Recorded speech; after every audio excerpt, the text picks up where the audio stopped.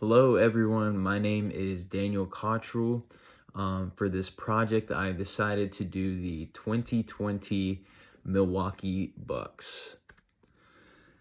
So some background on this team. At this point in the season, which is basically the end of the season and the first round of the playoffs, they are the number 1 seed in the Eastern Conference.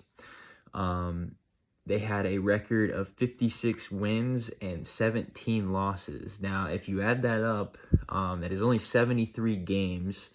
Most of these, or the rest of those games, were canceled due to the COVID-19 pandemic.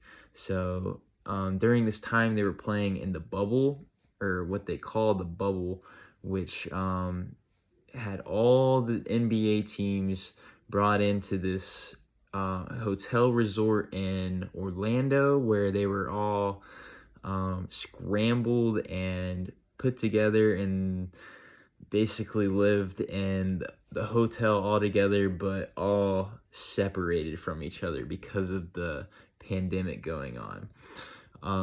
The Bucks were playing against the Orlando Magic in the first round when this event occurred. They were led by Giannis Antetokounmpo, who just won his second straight MVP and won Defensive Player of the Year this year in 2020.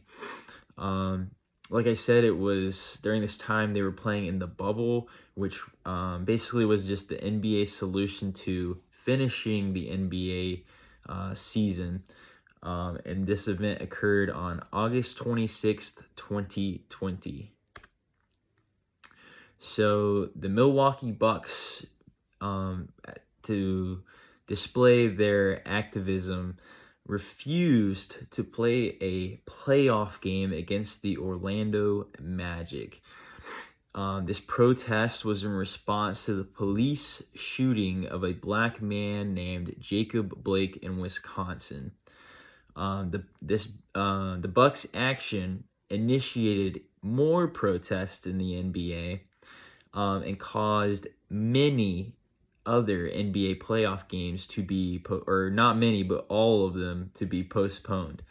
And not just in the NBA, but the MLB, WNBA, and Major League Soccer all postponed games that week. Now, punishment-wise, there was no punishment for their actions. The league backed their decision to sit out.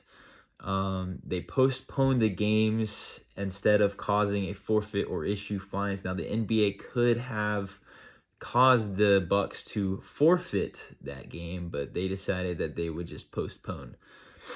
The Bucks owners, all of their owners, backed their decision to sit out for this playoff game.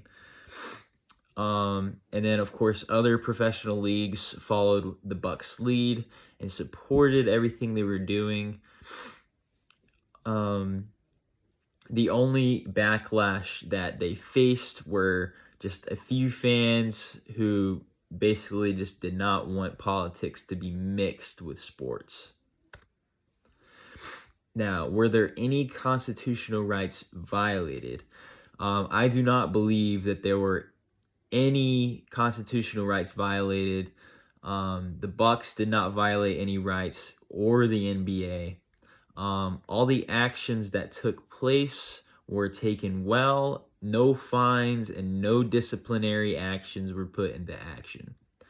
Now, if a government official ordered the teams to play, this would have caused many constitutional issues. However, that did not occur. And that is the end of my presentation. Thank you for watching and listening. And this whole 2020 year for the NBA was already a crazy year. The COVID-19 pandemic was occurring. There were already protests happening over the George Floyd incident. And then on top of that, the Jacob Blake incident, which occurred in Wisconsin and fell right into the Milwaukee Bucks lap, and they just refused and did not want to play in that game.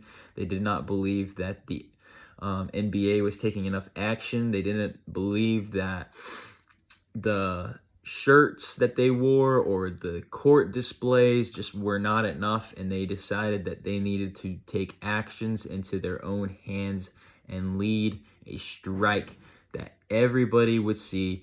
That it was the NBA playoffs, and everybody could see what was going on. Everybody was watching it during this time because everybody was sheltering in place for the most part, and it had a huge effect on sports and politics during this time.